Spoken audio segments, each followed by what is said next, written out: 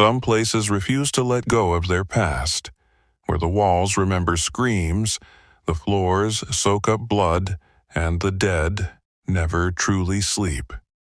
Tonight, we venture into the heart of darkness, to cursed castles, forsaken forests, and homes where the veil between worlds has torn. The UK's most haunted places are waiting, and they have stories to tell. For centuries, the United Kingdom's ancient landscapes have harbored secrets. Behind ivy-strewn walls and beneath mossy tombstones lie tales of betrayal, tragedy, and horrors that defy the grave. From the blood-soaked dungeons of Glamis Castle to the cursed halls of Borley Rectory, where walls whisper and phantoms prowl. These locations are more than stone and mortar. They are prisons for the dead. Not all spirits are content to linger in silence. Some crave vengeance, others hunger for company, and tonight they know you're listening. Origins and construction, 1863-1892. Built in 1863 by Reverend Henry Dawson Ellis Bull, Borley Rectory was a sprawling Gothic revival mansion near the village of Borley, Essex. The site itself was rumored to have dark roots. Local lore claimed a medieval Benedictine monastery once stood there, where a monk and nun were executed for an illicit romance. Bull, unaware or dismissive of the legends, designed the house with 23 rooms, dark corridors, and a gloomy courtyard. Strange occurrences began almost immediately. Servants reported phantom footsteps, and Bull's children claimed to see a spectral nun pacing the garden, her face veiled in sorrow. The Bull Family Hauntings, 1892-1927. After Henry Bull's death in 1892, his son Reverend Harry Bull inherited the rectory. The hauntings intensified. Family members and guests reported the phantom nun, seen gliding along the Nun's Walk path, her hands clasped in prayer. Some claimed she vanished into a wall where a secret tunnel might have existed. The ghostly coach. A black coach pulled by spectral horses would thunder up the driveway at night, accompanied by the screams of a woman. Mysterious lights. Unexplained glowing orbs floated in windows, visible from the nearby churchyard. In 1927, Harry Bull died in the Blue Room, the same room where his father had passed. His ghost would later be reported in the garden, still tending to his roses. The Foister Era and Poltergeist Onslaught, 1928-1935. In 1928, Reverend Guy Eric Smith and his wife moved in but fled within a year due to violent paranormal activity. They were replaced in 1930 by Reverend Lionel Foister, his wife Mary Ann, and their adopted daughter. The Foisters' tenure marked the rectory's most infamous chapter, poltergeist attacks. Stones and bottles were hurled at occupants. Mary Ann was slapped, pushed, and locked in rooms by unseen forces. Wall writings. Messages like, "Mary Ann, pray for help," and "Get light," appeared on walls in red ink. Apparitions. A headless man, the nun, and a phantom servant girl were seen repeatedly. Mary Ann claimed the spirit of Harry Bull tried to communicate with her, while others suspected she fabricated events. The couple left in 1935, bankrupt and traumatized. Harry Price and the Great Borley Ghost Hunt, 1937-1938. Paranormal investigator Harry Price rented the rectory in 1937, inviting journalists and mediums to document the phenomena. His 10-month investigation became legendary. Seances. A spirit named Sunex Amures warned the house would burn down, and the nun's bones would be found. Brick throwing. Witnesses saw bricks materialize mid-air and crash into walls. The nun's identity. Price claimed the ghost was Marie Laire, a French nun murdered in the 17th century for eloping with a Borley monk. Price's theatrics drew criticism, with skeptics accusing him of staging events. Nonetheless, his 1940 book, The Most Haunted House in England, cemented Borley's reputation. The Fire and Aftermath, 1939, 1944. In 1939, Captain William Gregson, the new owner, accidentally knocked over an oil lamp, burning the rectory to the ground. During the blaze, neighbors claimed to see ghostly figures in the windows. Price returned to excavate the ruins and allegedly discovered a woman's jawbone and a religious medal, evidence he linked to Marie Laire. The bones were buried in nearby Liston churchyard, but sightings of the nun persisted. The rectory was demolished in 1944, though the nearby church and grounds remain. Modern legacy and skepticism. Borley's hauntings remain controversial. Critics argue that Harry Price exaggerated or fabricated evidence. Marianne Foister likely staged poltergeist events to escape her unhappy marriage. The nun legend was fueled by local folklore, not history. Yet believers insist the site is still active.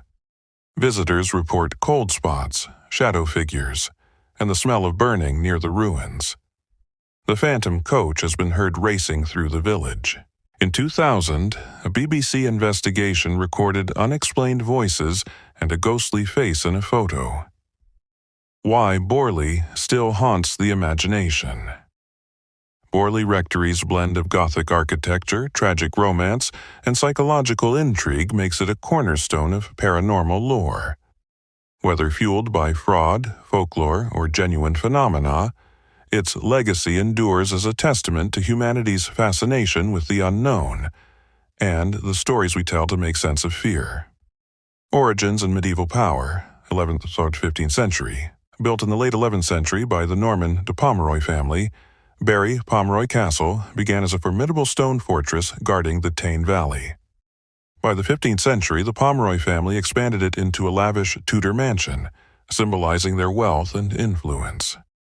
However, the castle's grandeur masked a dark reputation.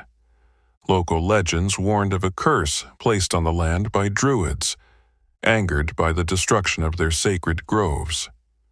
Tragedy seemed to follow the Pomeroy line. Deaths in battle, financial ruin, and whispers of madness plagued the family.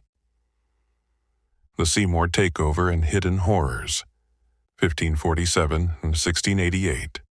Asterisk.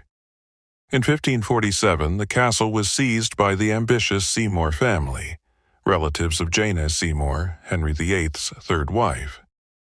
Under Edward Seymour, Duke of Somerset, the castle was modernized with Renaissance-style galleries and ornate gardens. But the Seymours brought their own darkness. The White Lady, Margaret Pomeroy, a 12th-century Pomeroy daughter, was allegedly imprisoned in the dungeons by her jealous sister Eleanor. Margaret starved to death, her ghost forever roaming the tower. The Blue Lady, far more malevolent, this spirit is tied to Lady Margaret Seymour, a 17th-century noblewoman who murdered her newborn child to hide an affair. She drowned the infant in the castle well, and her ghost now haunts the ruins, luring visitors with cries for help before revealing her decayed, vengeful form. The Seymours abandoned the castle by 1688, leaving it to decay. Locals avoided the ruins, claiming the air itself felt cursed. The Ghosts Awaken, 18th-19th century. As the castle crumbled, its haunted reputation grew. Phantom screams. Shepherds reported hearing agonized wails from the dungeons at night. The Headless Horseman, a spectral rider believed to be a Seymour ancestor killed in battle, galloped through the woods, his severed head clutched under one arm. The Vanishing Child.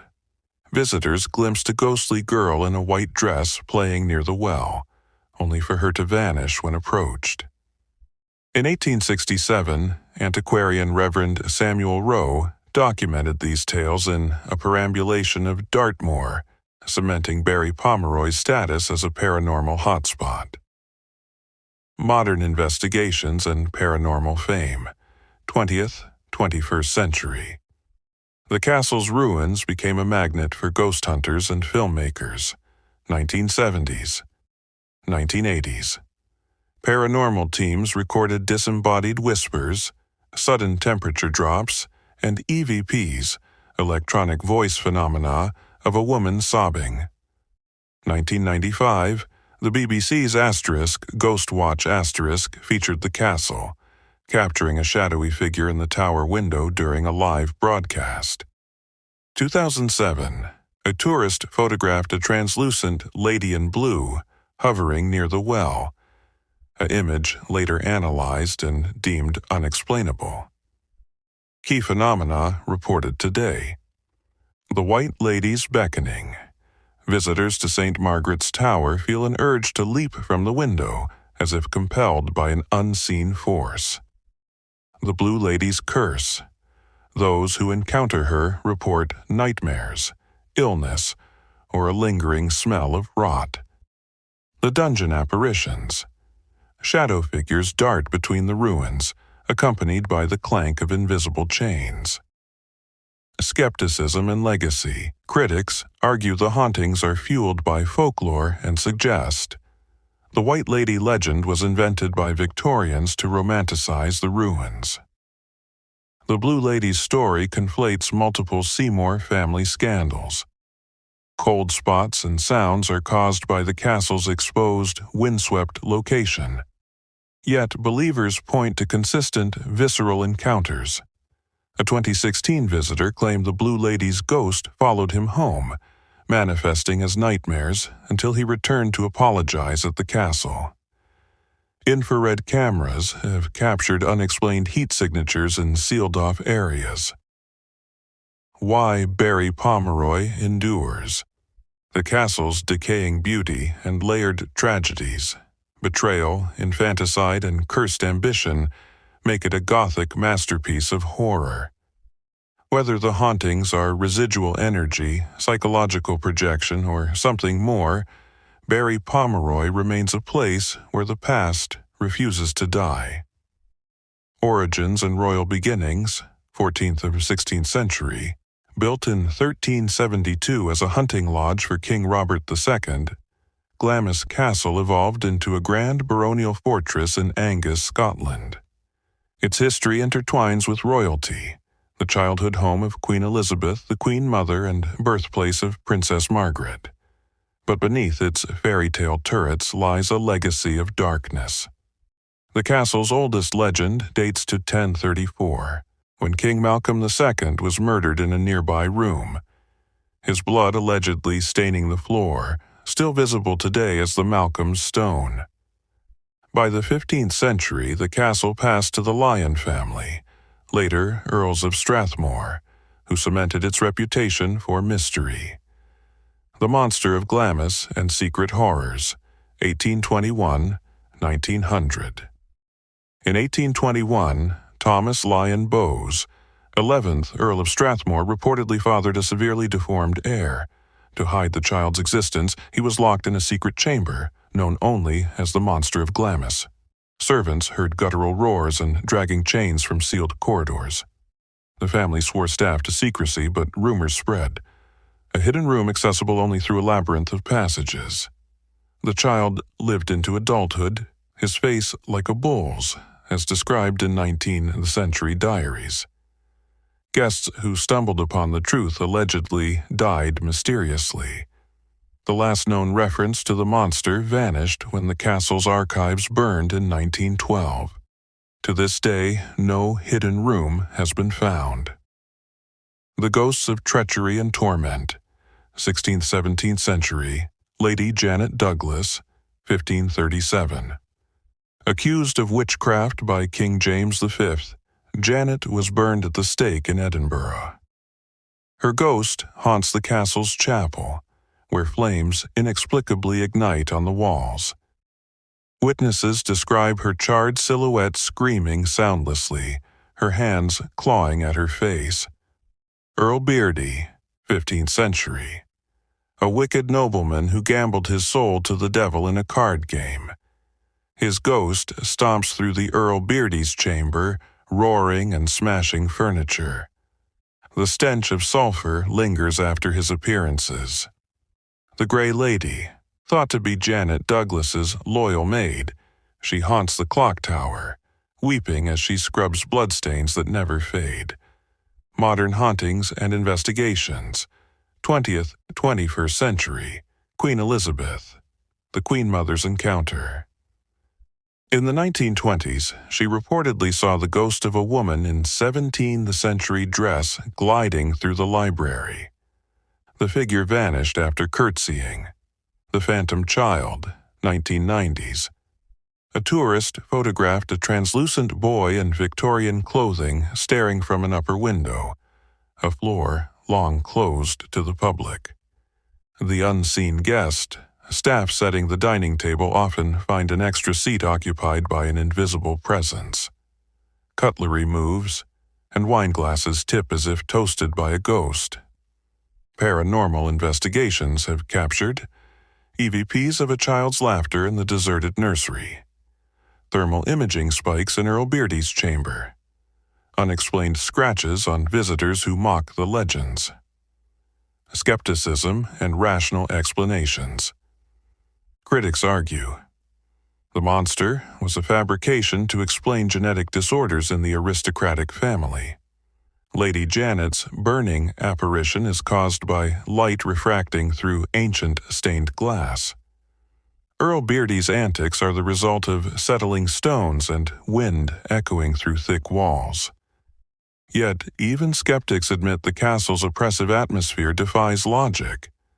Psychologists suggest its Gothic architecture and tragic lore prime visitors for haunted experiences. Why Glamis captivates Glamis Castle is a tapestry of beauty and terror, a place where royal splendor clashes with hidden shame. Its legends force us to confront history's cruelty, the persecution of witches, the brutality of aristocracy, and the human cost of secrecy. Whether the hauntings are real or imagined, Glamis reminds us that some truths are buried deeper than stone. Thank you for joining us on this haunting exploration of this story. Whether you're a seasoned ghost hunter or simply intrigued by the supernatural, we hope these tales have given you a glimpse into the otherworldly. Don't forget to like, subscribe, and hit the bell icon for more spine-tingling adventures. Until next time, stay curious and keep your lights on.